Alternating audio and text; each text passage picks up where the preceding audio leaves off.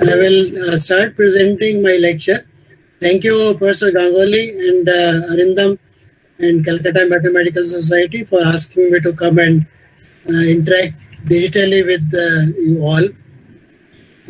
I can see there are about 202 participants already in the there are 1,500, Professor Rana, 1,500 participants. Rest are in YouTube. Right.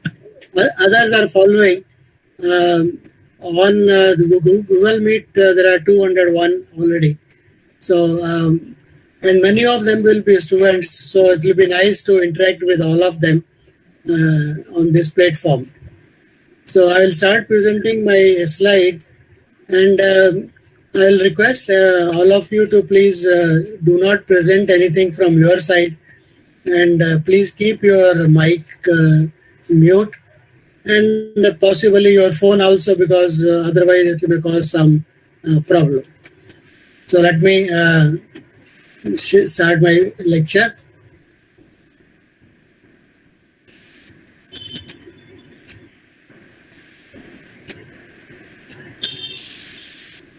Can you see my screen? Yes, sir. Yes. So Yes, sir. My voice also is okay? Yes, sir. Yes, sir. Okay. So yeah. So I am starting my presentation. Will somebody keep track on the chat box, because I am going to ask questions, and the responses somebody can read and tell me the response, because I can't see my presentation and the chat box together at the same time. So somebody will be doing that. Yes, sir. I am taking care of this one. Okay. Who is it? Please tell me your name so that I can call you.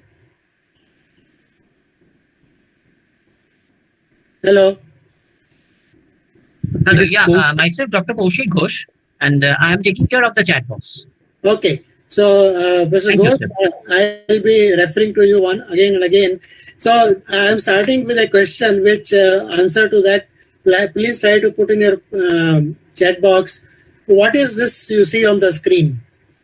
So, quickly write something in your chat box so that Professor Ghosh can respond back and I can go ahead.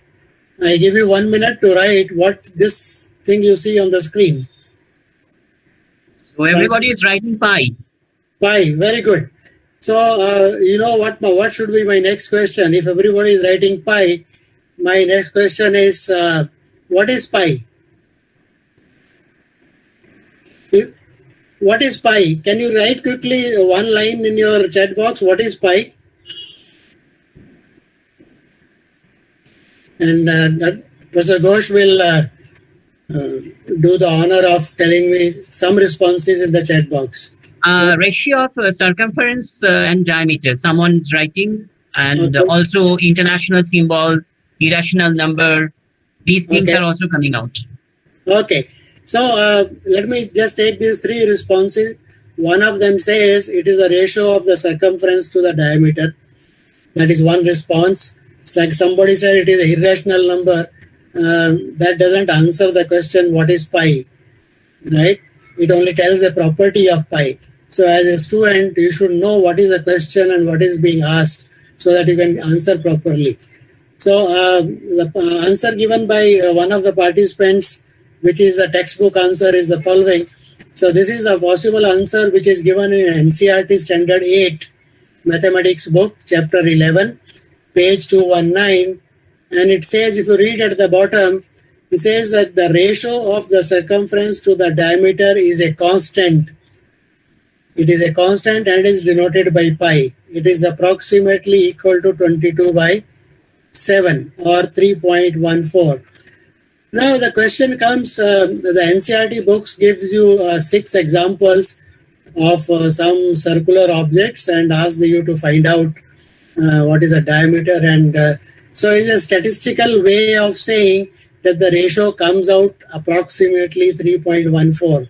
And from this statistical thing, you generalize and say that the ratio is always a constant. But is that a theorem? If this is a theorem, where is the proof of this theorem? I'm sure none of the students or even some of the others would have ever bothered to question where is a proof of the fact that the circumference divided by the diameter is a constant, and that constant we call it as pi. Almost everybody takes it for granted because somebody in the Greek mathematics stated this, okay, and actually gave some kind of a proof which was not very rigorous. So this is my starting point, that what is pi, which is taken as the ratio of circumference to the diameter. Its definition is not known to any school student. Now I'm saying any, because some of the very, very bright ones might have questioned it and tried to read a proof somewhere. But even with the help of Google, you may not be able to find a place where you can find a proof of that. Hopefully by the end of this lecture, I will come back to this question again. So let me start with this is our symbol pi. If you try to write it in terms of decimals, it is 3.145926 and so on. It goes on. It never repeats. It never terminates. And that is what we call it as a irrational number. That is one way of characterizing real numbers which are irrational. We call them as irrational number. And here is a nice quote. It says, I am proud to be irrational. This number is a very important number. Without this, many things, if we don't know, it's an irrational number, we cannot compute it exactly. But if we can find a good approximation to it, that is what is required to do many applications of it. So we'll come back to it probably later.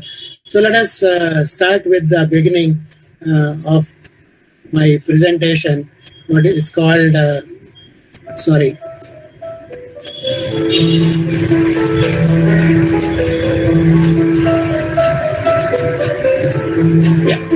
So this is my presentation, and if you see on the screen, you are probably, I missed something, so let me, some of the mathematicians who have contributed in the journey from numbers to analysis, they are being displayed here, and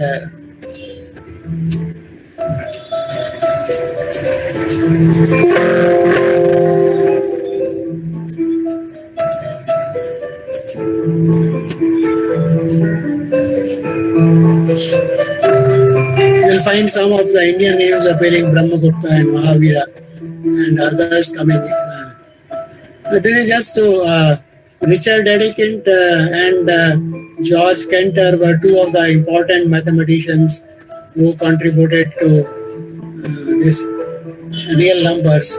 Isaac Newton and Leibniz, Peano. These are all mathematicians who have contributed in evolving from numbers to analysis.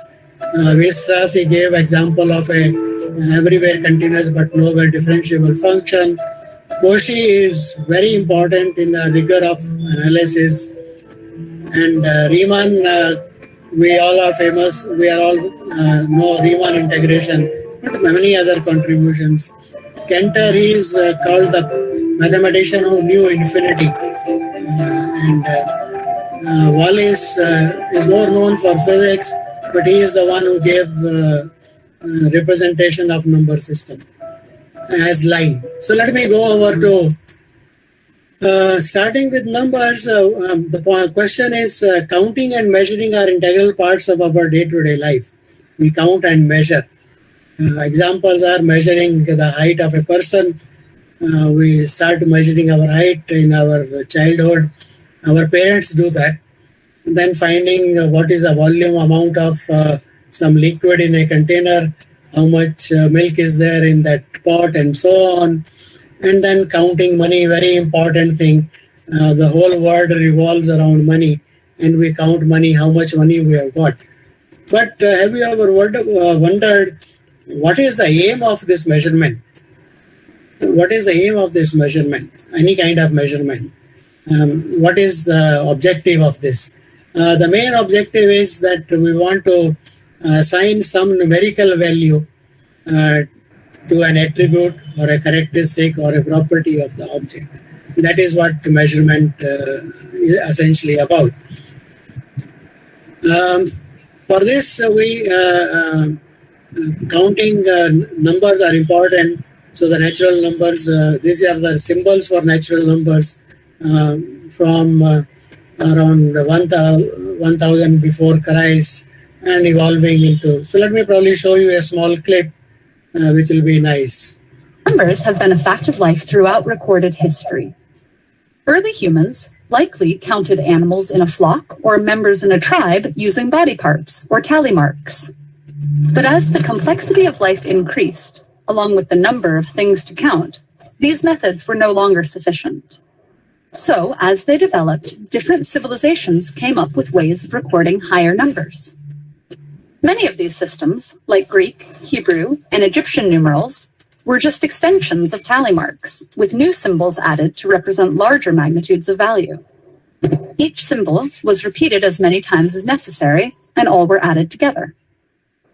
Roman numerals added another twist. If a numeral appeared before one with a higher value, it would be subtracted rather than added. But even with this innovation, it was still a cumbersome method for writing large numbers. The way to a more useful and elegant system lay in something called positional notation. Previous number systems needed to draw many symbols repeatedly and invent a new symbol for each larger magnitude. But a positional system could reuse the same symbols, assigning them different values based on their position in the sequence. Several civilizations developed positional notation independently, including the Babylonians, the ancient Chinese, and the Aztecs. By the 8th century, Indian mathematicians had perfected such a system, and over the next several centuries, Arab merchants, scholars, and conquerors began to spread it into Europe. This was a decimal, or base 10 system, which could represent any number using only 10 unique glyphs. The positions of these symbols indicate different powers of 10, starting on the right and increasing as we move left. For example, the number 316 reads as 6 times 10 to the 0th power, plus 1 times 10 to the 1st power, plus 3 times 10 to the 2nd power. A key breakthrough of this system, which was also independently developed by the Mayans, was the number 0. Older positional notation systems that lacked this symbol would leave a blank in its place, making it hard to distinguish between 63 and 603, or 12 and 120. The understanding of 0 as both a value and a placeholder made for reliable and consistent notation. Of course, it's possible to use any 10 symbols to represent the numerals 0 through 9. For a long time, the glyphs varied regionally. Most scholars agree that our current digits evolved from those used in the North African Maghreb region of the Arab Empire. And by the 15th century, what we now know as the Hindu-Arabic numeral system had replaced Roman numerals in everyday life to become the most commonly used number system in the world.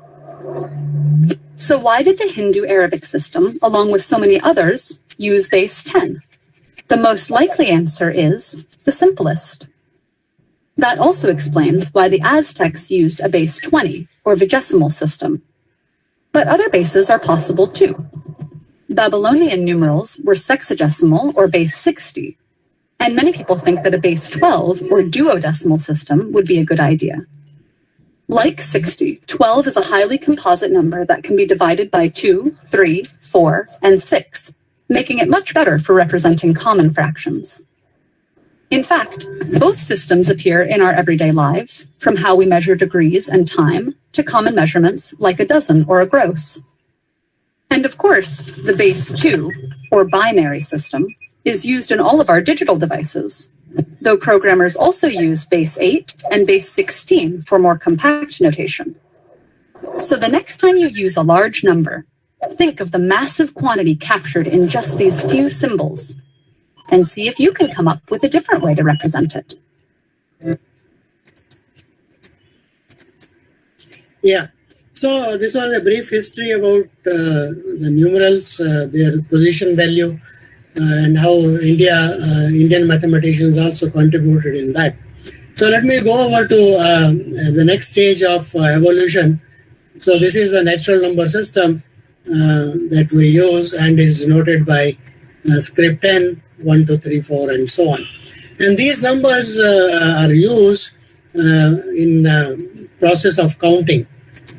We start counting very early age, even before we go to school. And the process of counting is a process of associating with each object to be counted a unique natural number in a one-to-one manner. That is very important. And to understand what is underlying thing, this process of counting is based on based on a principle. It is a principle which we assume, which is very heuristic or very obvious, and that is called the pigeonhole principle. So let me just show you something what is called pigeonhole principle.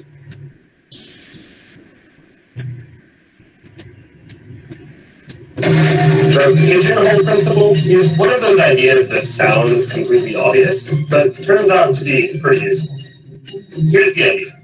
Let's say there are 4 pigeonholes, and let's also say we have 5 pigeons, each of which needs to be put into one of those holes. The pigeonhole principle says that after we put each pigeon into a pigeonhole, there must be at least one pigeonhole that has multiple pigeons in it.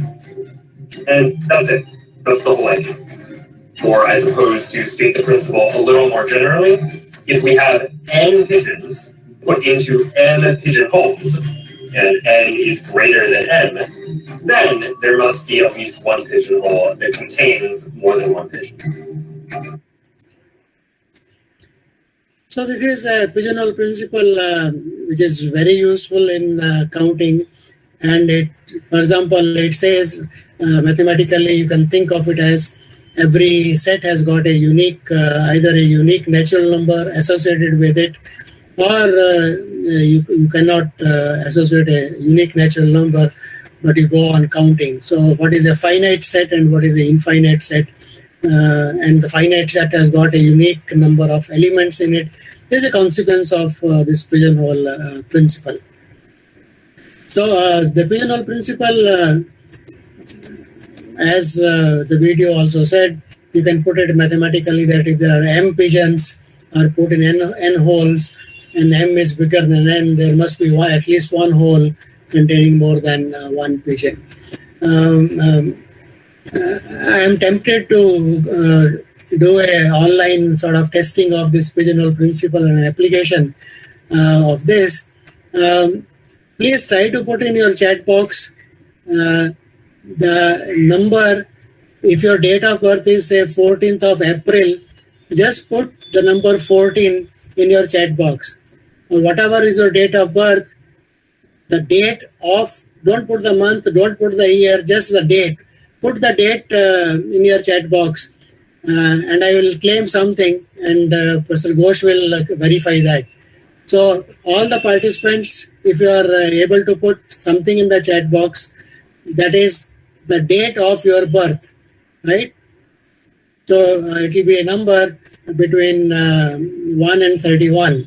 So 1st of January or 20th of February or such things. Please put one of your number and Professor Ghosh will verify for me that there are at least 2 participants, 2 persons attending this meet whose date is same.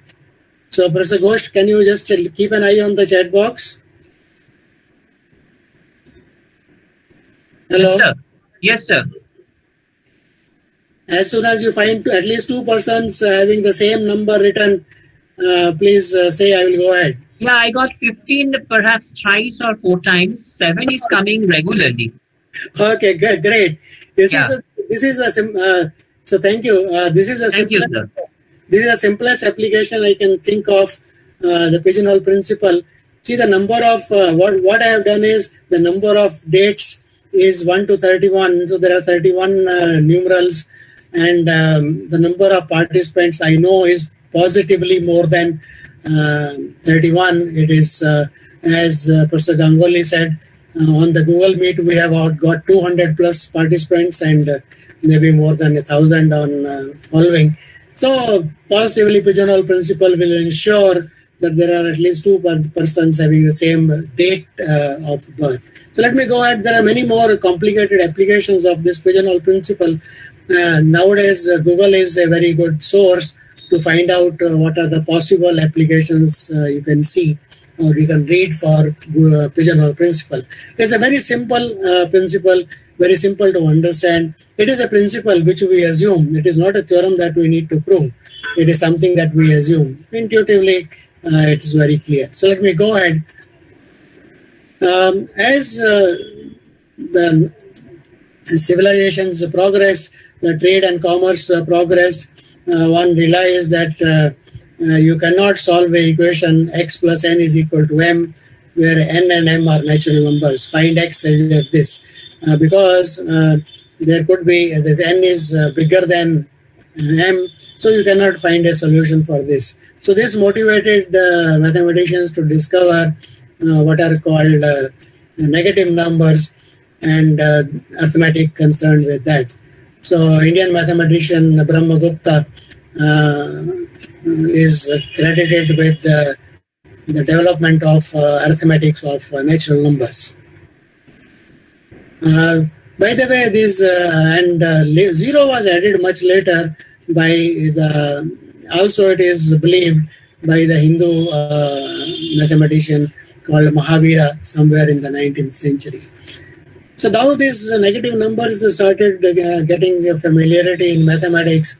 Mathematicians of 15th and 16th century, of 15th and 16th century called negative numbers as absurd numbers.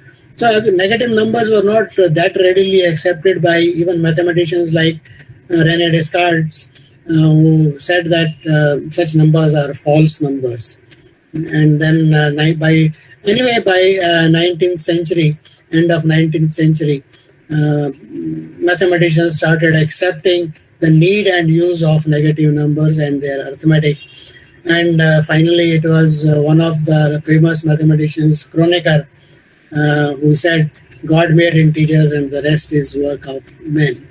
But even now, we don't, mathematicians nowadays don't believe negative integers is a creation of given by God. Even natural numbers can be created from set theory. So I will not go into that.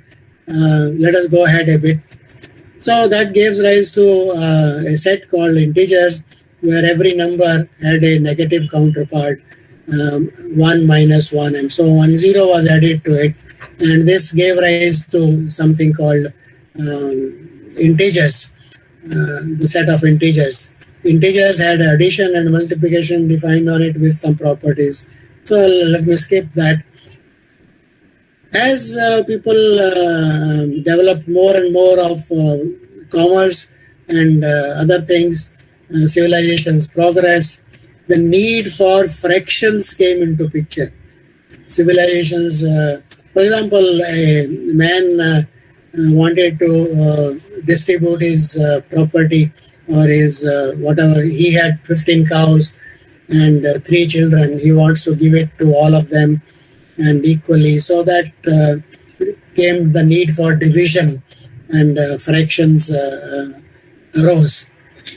Mathematically, fractions are motivated by the mathematical question of solving the equation P multiplied by X is equal to Q, where P and Q are given natural numbers. This gives rise to fractions where P and Q are integers, but later on it was extended to integers. So finally one came to the definition of the rational numbers or fractions, m by n, where m and n are integers and n is not equal to 0. So this is called a rational number or a fraction. And here I would like to pause and say something about this notation. Here it is m by n, m divided by n, where m and n are integers and n is not equal to 0. I think there is a better way of representing this. This is the one which is given in the textbooks. For example, NCERT textbooks give a rational number as just stated P by Q, where P and Q are integers and Q is not equal to 0. Right? Because division by 0 is not allowed. But I think there is a better way of writing this. We can write rationals as m by n, where numerator m is an integer and denominator n is a natural number. So keep in mind, compare it with the earlier one, where n was allowed to be an integer, but n not equal to 0. There is no need to do that. You can write a rational number as m by n, where m is an integer and n is a natural number. When you say n is a natural number, obviously n cannot be 0, so you don't have to mention that. So this is I think this is a better way of representing rational numbers. Why it is a better way? One, it looks neat and clean. It looks very nice. And the second reason is, suppose you have got a fraction 2 by 3. And if you allow in the denominator negative integers, so look at the fraction 2 by minus 3. In our primary classes, we are told 2 by 3 means you divide into 3 parts, divide something into 3 parts, and 2 parts of that is denoted by 2 by 3. What is meaning of saying dividing 2 into minus 3 parts? That physically doesn't make sense. That does not collaborate with our understanding of fractions. So we can't divide an object into minus 3 parts. That looks a bit odd. So that is one observation, that we should not be putting negative things in the denominator. And the second thing is, supposing we want to do arithmetic of fractions, I want to add 2 by 3 and 1 over minus 1 over 5 in that earlier notation. So if you want to do that, then how do you do? The obvious method, or the method told in the classroom, is this negative sign is pushed up. So you take LCM of 3 and 5 then, and then solve the fraction. So to solve this fraction, you have to push this negative sign up, okay, with minus 1. So it has to be 2 by 3 plus minus 1 by 5. Okay. So these are two reasons I think it's a better way of writing rationals is this thing. Okay. M by n, where instead of saying m and n are integers, we should say it is m by n, where m is an integer and n is a natural number. Okay, think about it. And so let us go back to a history a bit. Around 600 BC, the Greek mathematician led by Pythagoras, Pythagoras and his followers are all called Pythagoras. They all believed everything is a number. And so they believed that they believed in the elementary theory of ratios and proportions, and they believe any two ratios are commensurable. They are multiples of each other. But this belief wanted them to represent points on the line called the number line. This worked very well for some years, probably 100 years. Still, a follower of Pythagoras by the name Hippasus of Metapontum in 500 BC discovered that there are ratios of lengths which are not commensurable. For example, he said that the ratio of the diagonal to the side of a square cannot be commensurable. That is same as saying that algebraically you can reframe this as a question that does there exist a number x, say that x multiplied by x is equal to 2. Obviously we know the answer to this now because we have gone through our school books of standard 9. Says this is not true, but this was discovered around 500 BC, and this caused a lot of problem in the Greek mathematics. But this was resolved by doing something, adjusting what is called the proportionality was redefined. But still, this question remained that whether this has a equation has a solution or not. This was pushed, hushed up by the Pythagorean school. In geometry, this has a solution. However, does the real number x say that x square equal to 2 has no solution as a fraction. So there is no fraction such that x is equal to p by q, say that p by q square is equal to 2. This was discovered around 500 years before Christ by the Greek mathematicians, but was not accepted by the Greek mathematicians. They said, no, there is something wrong with this argument. And what is the proof of this? There is a proof given in the NCERT books. For example, it says square root of 2 is irrational. There is a long way of proving it. I want to give a proof of this, which here is a proof given in NCERT book. So let me just go through. It says a proof is based on the technique called proof by contradiction, which was the first time employed by the Greek mathematicians, which we use even till today. The idea is that if you want to prove something, assume the opposite of that statement. Assume the negative of that statement. And once you assume that, you do some calculations and finally you reach a conclusion which is not possible. So that will mean that with your assumption, your conclusion is not possible. There is a contradiction in your conclusion. So your assumption must be wrong. So what you wanted to prove must be true. So it is an indirect way of proving the proof by contradiction. Right. So the proof is as follows. It says that assume there is a fraction m by n whose square is equal to 2. So when you cross multiply, you will get m square is equal to 2n square. Now m square equal to 2n square, right hand side is a multiple of 2 that says that m square must be an even number. And here is what NCERT book goes a bit sloppy. It used to be, I think they have amended it a bit now, that if m square is even, then m must be even. A proof of that was not included in earlier NCERT books. Now they have given some arguments for that. They have tried to amend this, but still the proof is not very good. So it says m square even implies m is even. So here m square is even, so implies m is even. If m is even, it must be a multiple of 2. So let us say m is equal to 2k. If m is equal to 2k, put the value in this equation. So you get 2k square is equal to 2n square. And when you open out the bracket, it gets 2k square is equal to n square. And that again implies now that n square is even. So this equation implies n square is even, and hence n must be even. Right? So n is even, m is even, so m and n both are even, so they must have a factor in common. But to start with, we could have cancelled those factors and we would have gotten a contradiction. So this is the proof, but the lacuna in the proof is that this assumption. So let me show you how this assumption can be overlooked, need not be used. So let me go over to a proof. I got 4 different proofs. So let us come back to the proof by contradiction again. Suppose m by n square is equal to 2. So assumption that there is a fraction m by n whose square is equal to 2.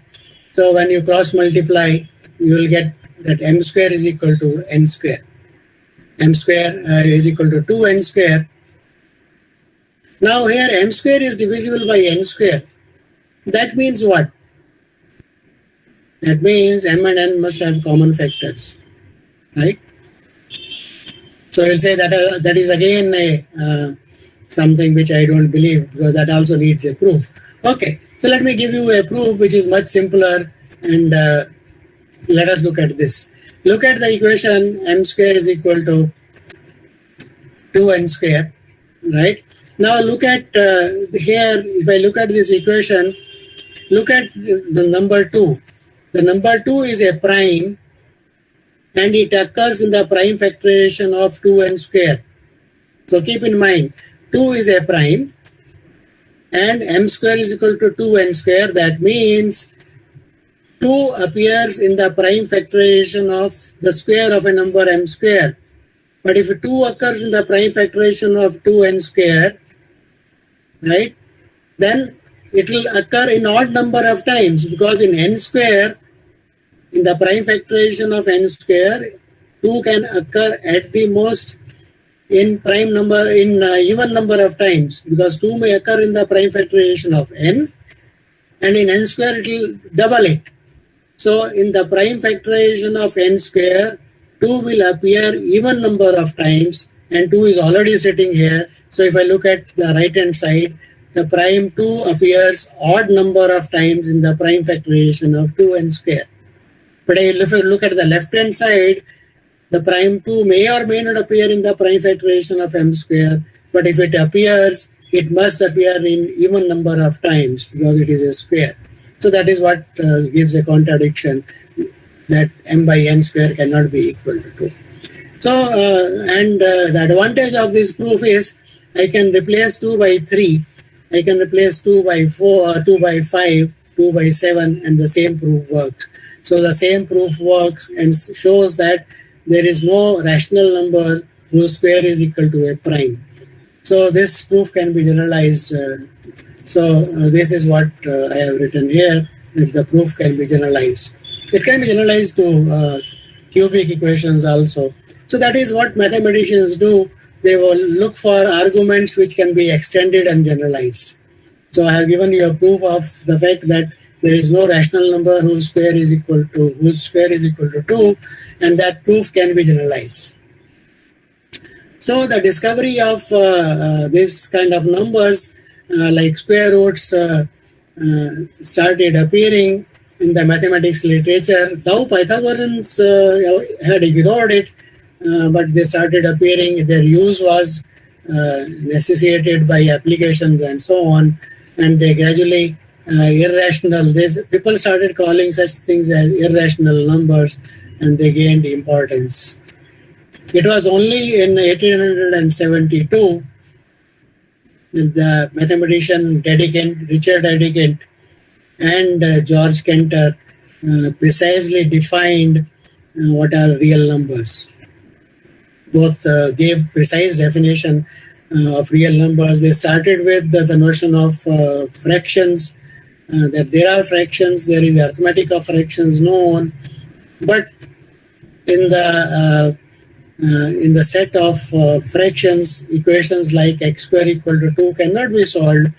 So they wanted to enlarge this class of real numbers to a class of rational numbers to a bigger class, and they did that, and they call it as real numbers. So this construction is not that easy. That's why it's not done in school level, and it is not also done unfortunately done in college level also. The construction of real numbers from rational numbers. I think some of the universities are doing it in their BSc courses, but many of the universities have removed from their syllabus in an effort to upgrade their syllabus, which I think is not a very good idea. So this construction was done by Richard Dedekind and then independently by George Cantor. The two mathematicians separately did that, and the approaches of both of them are categorically different. They are different from each other. One looked at the geometric property. Richard Dedekind looked at the geometric property of real numbers as a line segment and introduced the notion of what is called a cut. And George Cantor looked at what is called sequences of rational numbers and their limits. So both are slightly advanced topics which you will come across in your higher mathematics if you do that. So the construction of real numbers from rational numbers is not as that straightforward a job. It requires a lot of work, right? And if you want to read more about this, probably you should read my book titled as From Numbers to Analysis. The book is called From Numbers to Analysis. The book is published by Word Scientific, and it gives a lot of historical perspective and a lot of analysis in that. So if you can get hold of a copy, do go through it. So let us go ahead a bit the Pythagorean school believed that everything is a number, right? So, and that numbers must be representable on the number line. But they found that the length equal to the diagonal of a triangle, of a square of length 1, that point is not representable as a rational. So that means rationals, when put on the horizontal line, do not occupy every position. There are gaps left out. And these are precisely the gaps which were filled by Dedekind and George Cantor. And once that was done, it was John Wallis who said that the real number system, the set of real numbers, is in one-to-one correspondence with points on the horizontal line. So he made the Pythagorean dream of representing numbers with geometry, relating with geometry. So that was a very satisfying thing. Everything seemed complete. So let me say George Cantor and Richard Dedekind realized mathematically the real numbers as a ordered field which is similar to that of Q. Q is also an ordered field. What does an ordered field mean? Is a mathematical term. You can add numbers, you can multiply numbers. Under addition, it forms, for every number there is a negative number, it forms a abelian group. I'm using some mathematical terminology. And under multiplication, non-zero numbers form a multiplicative group, which is also abelian. And the two, addition and multiplication, interact as the distributive property. So both are ordered fields, and rationals are inside R. They are a sub-field of rationals. But the rationals lack a very important property, what is called the completeness property, which real numbers have. So what are the real completeness property of real numbers? It says every monotonically increasing sequence of real numbers that is bounded above is convergent. All this what is a sequence of real numbers, what is monotonically increasing, what is convergent, they're all terminologies from higher order mathematics, like first year of BSc. You will come across these things. Rational number do not have this property. That means there are monotonically increasing sequences of rational numbers which are bounded above, but they do not converge to a rational number. But this property this shortcoming is removed by enlarging Q to a bit bigger field called R of real numbers, in which every monotonically increasing sequence of real numbers is bounded above and is convergent. So this property of real numbers, one of the consequences of this real numbers is that you can precisely define what is that number pi. So let me probably show you something which students should find it very interesting and appealing. I would like to introduce a software called GeoGebra, and I would like to show something in GeoGebra. So here is a applet made in GeoGebra. Okay, so what is GeoGebra? I will just probably tell you that. But so here is, if you like, you can look at the top. Doesn't say anything. Okay, so let me probably say something about GeoGebra, because many of you may not be knowing what is a GeoGebra. Okay, so let me go to Google, if I can do it. No, I cannot do that because I have to leave my presentation. Okay, right. So let me probably continue. Let me probably in the help about license. Okay, So here is, okay, I think this is good enough to show. Here is a, if you can see on the screen, there is something called GeoGebra Classic. And there is a number written to it, right? This is a software which is available on the website called www.geogebra. GeoGebra is the combination of the first three letters of geometry. So geometry, G-E-O, geo, and last four letters of 5 letters of algebra, algebra. So forget AL and Gebra. So the two are combined together to give you a software called GeoGebra. And this was a software which was developed by a PhD student of computer science in Austria. And this is a open source, freely available software. You can go to that site, which I just now said, www.geogebra.org. From there, you can download and use it very easily. You can learn very easily what is that software. And it's a very useful thing and doing many things. So I think you should start exploring the software called GeoGebra. It does not cost you anything. It is free. And there are many things made in GeoGebra and available. So let me show you something which has been done in GeoGebra. And that is the following. So let us try to, the problem is to find the area of the unit circle. So this is a circle of radius 1.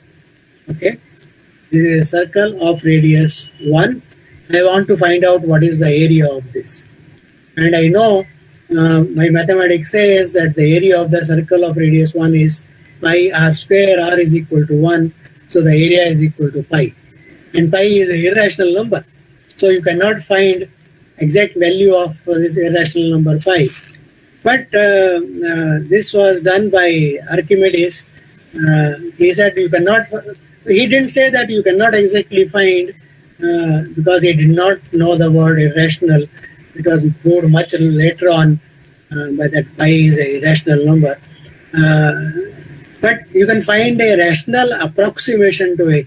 So you can find a value of pi, a value of this area of the unit circle, which is very close to the area of the circle. And the idea is very intuitive. What you do is you try to inscribe a triangle, a equilateral triangle inside it, and you find its area. That we can find because we know what is the radius of this is 1 perpendicular distance, and we can calculate half base into height. So what we are going to do is we are going to increase the number of inscribed n-gons. If I make this n to 4, so you see more area inside the thing is captured, inside the unit circle is captured by the square compared to what was in the triangle. So more area is covered. So if you can find the area of this square, that will give me a better approximation to area of the circle. So now the method that Archimedes employed is the following. He kept on increasing the number of inscribed n-gons inside the unit circle. Right? And if you want to, okay, so let us see what the software says. Okay, n is equal to 4. Yeah, so n is equal to 4. So it says A4 is equal. So here you can see if the radius is 2, the area of the 4-sided n-gon is equal to 2. So let me increase the number of sides and keep an eye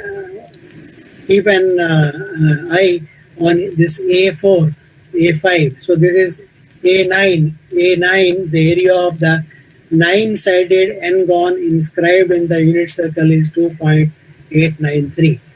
So as I keep on increasing, my approximation becomes better and better. After some stage, you can't see because the n-gon almost looks like a circle, but you see that it's already approaching that required value, that value that we think of, the 3 decimal places. In A146, this is the value, right? I can go up to 200 places, the value stays, right? Probably I can change options, rounding. Instead of 2, let me put it 10 places and see if I can get something better. No, I think my result does not show a better thing. So this is the way it was done by Euclid. He did it, of course, very heuristically on paper and pencil. We can do it in a software called GeoGebra. So let me just, so this is, what's the aim of this? The aim of my showing you this was that as the number of sides increase, AN, the area of n-sided n-gon is increasing. So this is giving a monotonically increasing sequence of the areas, and eventually it should become the area of the circle. And this sequence of numbers ANs are bounded above. They are bounded above by the area of the square in which the circle lies. You can draw a square, and you can draw, for example, I can just draw a simple square, a regular polygon. For example, if I take this and take it four-sided, and I can move this, and I move it. Yeah. See, now you see that the area of the circle is always less than or equal to area of all n-gons is less than or equal to the area of the square. So this is a monotonically increasing sequence which is bounded above. So this is a monotonically increasing sequence which is bounded above by the number which is the area of the square. So it must converge. So it will converge to a number which we can define to be the area of the unit circle, right? So this is the most precise way of defining the area of the unit circle by Archimedes' method.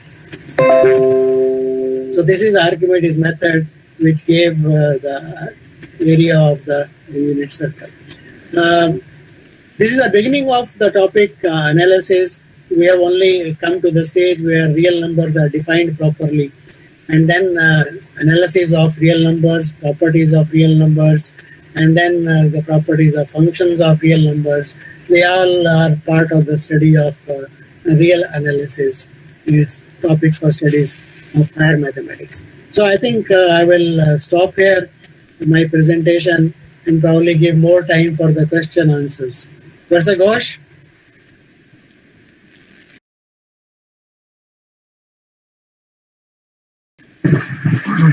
Thank you, sir. Yeah. Now, Kaushik, is there any feedback on question answers, please? Yes, sir. Go ahead. Yes, sir. Some questions are there. Let me just say one by one. There is one question that has been asked that from the very definition of rational number, whether 2 by 4 and half are different or not. Right. That's a very good question which comes across in school mathematics. Is 1 by 2 same as 2 by 4? Right? You can say 1 by 4 is the smallest way, is the, what is it, school level they call it, I think they call it a standard representation of a rational number. Because rational number, actually I'm not, from when you construct from integers to rational numbers, you construct as a set of numbers. For example, 1 by 2 is said to be equivalent to 2 by 4. So when we do arithmetic, we don't differentiate between 1 by 2 and 2 by 4. We treat them as the same rational number. Okay? Yeah. There are different way of representing the same rational numbers. You can take it that way. Next question. Yes, sir. One question is there, why pi has been approximated as 22 by 7? Yes, it's a very good question, and that leads a lot of confusion for school teachers as well as students, that why pi is taken as 22 by 7.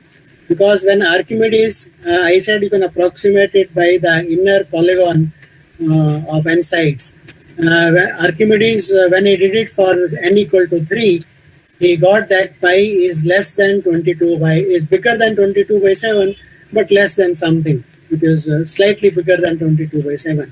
So it is a third stage approximation for pi, and for school level is a sort of a good approximation taken, right? You can have a slightly more bigger approximations as fractions also if you need, but that will complicate only computations. But it should be mentioned in the classroom and in the books that pi is not equal to 22 by 7, pi is approximately equal to 22 by 7. It is only an approximate value. And it was the one which was suggested by Archimedes up to third stage of approximation. Yeah. Yes, sir. Next question is, can we find the area of a triangle inscribed in a circle using Cartesian system? That's you can. Why not? You can use your geometry if you want. You can take the circle to be centered at origin, and then you'll have a triangle which is a equilateral triangle, and you will know what is the altitude of that triangle. This is not a difficult half base into height. You will know what is the base. Base is the height. What is the base, which is in the triangle, which is in the circle, and what is the height. Half base into height. That is not a difficult thing to find using coordinate geometry, if you like. Yeah, and that's how actually Archimedes did that basically. Yeah. One more question is there. That from real number system, the extension is complex number system. Is there any further extension of this complex number system? See, we don't extend number just for the fun of it. Because integers were extended to rational numbers because some algebraic equations could not be solved in integers. We extended rational numbers to real numbers because some other equations like x square equal to 2 could not be solved. But everything was okay, right? It could be done. But there were equations like x square is equal to x square plus 1 is equal to 0. Such algebraic equations cannot be solved in the real number system because x square plus 1 equal to 0 will give you x square equal to minus 1. So you have to construct a field, you have to construct a bigger field called the field of complex numbers. But where these algebraic properties are viable, where equations like x square plus 1 is equal to 0 is solvable. So algebraically such equations become solvable, but you lose something. That field of complex numbers, though it includes real numbers, is not complete, is not order complete, is not sequential complete. You cannot say there is a sequence, every sequence of complex number which is monotonically increasing will converge. Because the reason is you can order real numbers, but you cannot order complex numbers. Given two complex numbers A and B, Z1 or Z2, you cannot say Z1 is bigger than Z2 or Z1 is smaller than Z2 or Z1 is equal to Z2. Which property is true for real numbers? The law of trichotomy is true for real numbers, which is not true for complex numbers. So extensions of number systems are done with the requirements in mind, okay? Not just for the sake of it. Thank you. Next question is, why then pi has 180 angle measurement in geometry? What is it? Not clear to me. Why pi has 180 angle measurement in geometry? Why pi has angle measurement? 180 degree angle measurement in geometry. Why pi has taken 180 degrees? I have not taken 180 anywhere. Yes, of course. Yeah, the question is not properly mentioned. Let me come to the next question. Let me just complete. There is one question that has been asked in the YouTube chat box, that what is the logic behind the fact there is exactly or just almost 2% participants having the same date of birth? What is the logic? Yes. There is no logic. It is mathematics. It is a logic based on mathematics, and the theorem that the principle I am using is called the pigeonhole principle. It is a principle in mathematics which is accepted by our mathematicians. It's a very simple thing. Suppose there are 3 chairs and 4 participants. A musical chair, you can think of a musical chair where at some stage there are 3 chairs and there are 4 participants going around it. As soon as the music stops, there has to be a chair where 2 participants have to sit, if all have to sit. Otherwise, 1 participant has to keep standing. So if the objects number is more than the place where they can put, then at least one of the places should have more than 2 objects put there. So the number of persons attending this meet is much more than 31, and the places 1 to 31 is the number of dates of the month. So you have to put every participant on a date according to his date of birth.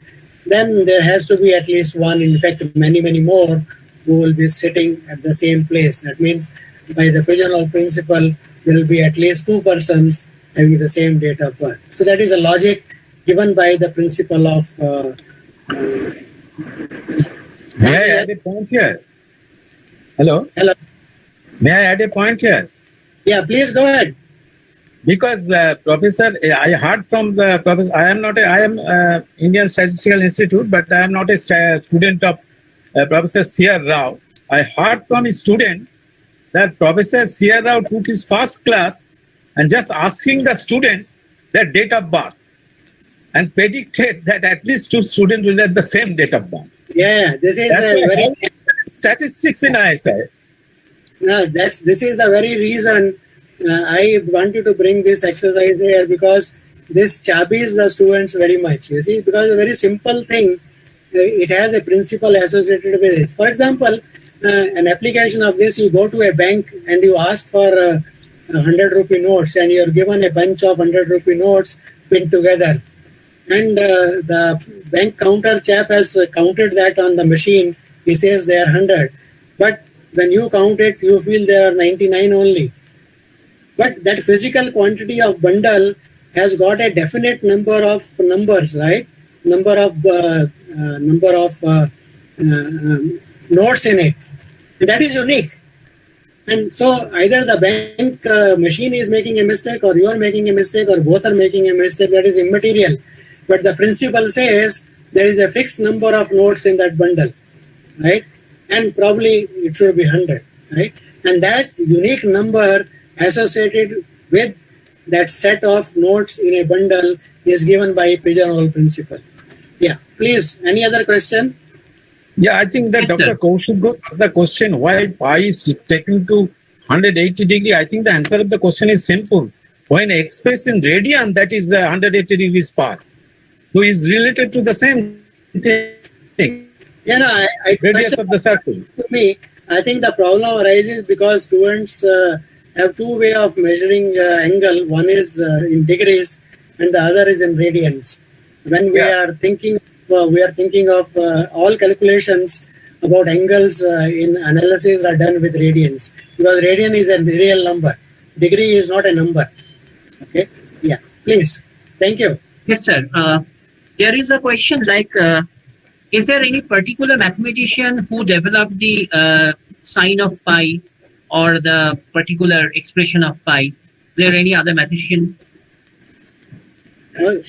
Okay, so I think you are now going into the history of mathematics. Evolution of the trigonometric ratios first started with Pythagoras itself, 90-degree angle, and he gave for very simple base angle is 30 and 30, 60, 90 and so on, right? And then it was much later when people realized that if the angle, in the triangle the angle is not 90, can you do something more about it, right? And that I think I am not very sure about the exact history of trigonometry. It's a very good thing to look at who are the persons. Might have been Gauss saying something about it, complex numbers. I am not sure about it. I have not studied complex numbers and trigonometry history very precisely. So I can't answer that question. Thank you. Any next question? Yes, sir. Last question I want to ask, that someone is asking that, is there any open research field in the area of algebra analysis, etc., geometry?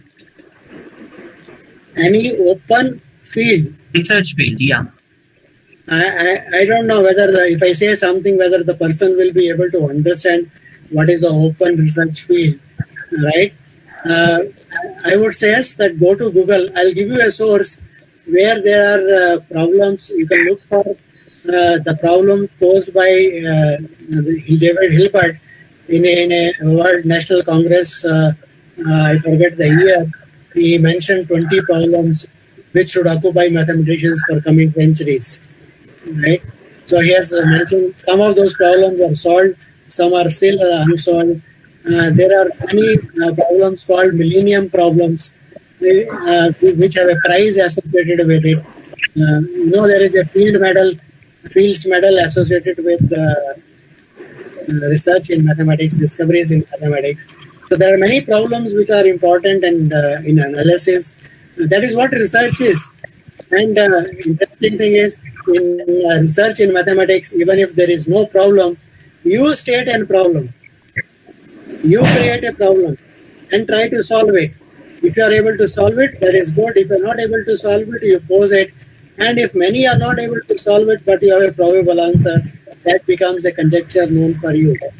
So there are many conjectures which are solved. For example, Fermat's last theorem was only solved very recently. It remained unsolved for many years. So you can go and look for such things on the Google site. Right. Yes, sir. The last question is, one is asking, how does anybody come up with the idea of defining pi to the area of a polygon inscribed in a circle of r is equal to 1? It's very simple. You see, you try to do something which is unknown with known things. So if I understand your question is, how Archimedes could ever think of designing and go and decide it and do that approach. If you want to, for example, give me any, for example, if I take a rectangle and I want to find its area, how would you try to find it? You will try to find what is the length, right? And how do you find the length of and breadth of the rectangle? You will take a unit of measurement. And that unit of measurement, whether be it an inch, be it a meter, be it a mile, you will try to measure the length of that side. You may not be actually able to measure with that unit of unit. You may have to shorten that unit. If you have a meter length, your length may be more than 1 meter but less than 2 meters. So you may have to cut out your meter into smaller parts, right? So by known units, you try to measure. For example, for the circular thing, Archimedes realized you can easily find out for the rectilinear figures the area. So he tried to put rectilinear figures inside the unit circle, right triangles, right? Later on, Riemann did it with rectangles. Riemann sums, upper and lower sums, are precisely trying to find out the area below the graph using rectangles. By knowing things, something that you know, that's all. Try to build your thing logic by knowing things. What you know, you use it to find the unknown. Yeah. Anything else, Dr. Ghosh? Yeah, nothing significant. I think we should come to the conclusion of this particular session. Okay. And let me deliver on the behalf of. May I comment something? Yes, sir. Yes. Hello, Professor Rana. Yeah, sir. Please. May I comment something? Yeah, please. Okay. Hello. For the question 2 by 4, 1 by half, the same rational number. In addition, if you take the condition P, Q are prime to each other, then this problem is solved. If your definition, if you add the condition P, Q are prime to each other, then this problem is solved. So 2 by 4 and 1 by half is the same number. Next question, the pi is whether I heard that one of the students asked the question, is there anybody dealing with pi? So Euler has done this. There is some conjecture, Euler conjecture. If you take the Euler conjecture, the pi is a transcendental number, it can be come up easily. And another is Gerygori series. With the help of Gerygori series, you can evaluate the pi also. So another question is about I am talking the historical development. So if you Dedekind is a part. Previously, they give the existence of irrational number by the geometrical way. Yes. And the Cantor is later on because he introduced the sequence after that. So he was a student of Bastiat. So but Dedekind was a friend of Cantor very much, because you know that Cantor was very much shocked by the comment of Pronekar and Poincare when he dealing with the order of infinity. So, but I think that if Dedekind don't come forward, then Cantor cannot lead the mathematics. So after Cantor, Dedekind, Cantor introduced a number a very sequential approach. But these two approaches are equivalent, right? Professor Rana? Yeah. See, the point is real numbers can be defined as a complete ordered field. It is a field. Yeah, this is a completeness. Yeah, there is an order there, and there is a complete. Yeah, so any two complete ordered fields are isomorphic to each other. So Dedekind's method or method of Cantor. Actually, there is a method given by some other people also, by Weierstrass, by interval method also. So all these are equivalent ways of. The idea is to construct rational numbers is a ordered field which is not complete. So complete it by constructing a complete ordered field, and one can prove a theorem. All these are part of are given in that book of mine, From Number to Analysis. That book is published by World Scientific. Yeah. The only thing is the Indian edition is not available, so I can't recommend it that go and buy it. But go to a library and try to pick up a copy if you can. It gives, starting with axiomatic set theory. You start axiomatic set theory and then go over to fundamental theorem of calculus. See, many people think that fundamental theorem of calculus, that every polynomial of degree n with complex coefficients has got exactly as many roots as n real numbers. That is actually a theorem in real analysis. That is a theorem in real analysis. So one can prove it without using any complex integration, contour integration. A completely independent proof given by Arkand is included in that book. So do try to read it as and when you find an opportunity or get hold of a copy. Thank you very much. Thank you everybody for listening to me very patiently. And thank you organizers for putting me in.